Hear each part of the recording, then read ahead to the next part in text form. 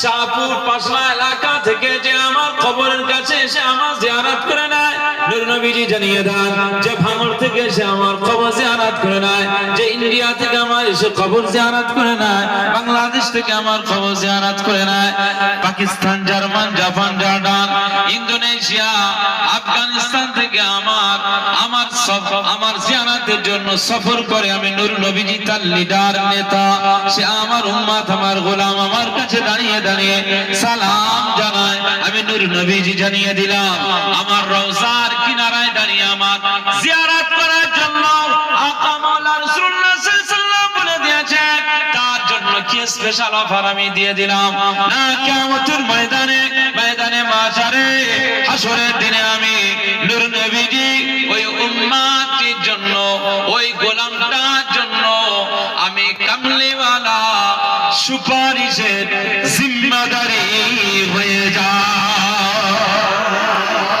জোরে বলবেন না সুবহানাল্লাহ। তৃষ্ণায় কাতর আমার এই মন, তৃষ্ণা মেটাবে আবে জমজম। বলবেন না সুবহানাল্লাহ। তৃষ্ণায় কাতর আমার এই মন, তৃষ্ণা মেটাবে আবে জমজম। সে পানি মাখবো আমি সারা গায়, পাখি পৌঁছে দিও রওজায়।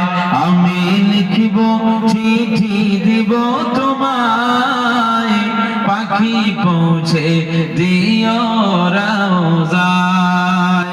আমি থাকবো বসে আশায়, চিঠির উত্তর আসবে আমার গায়।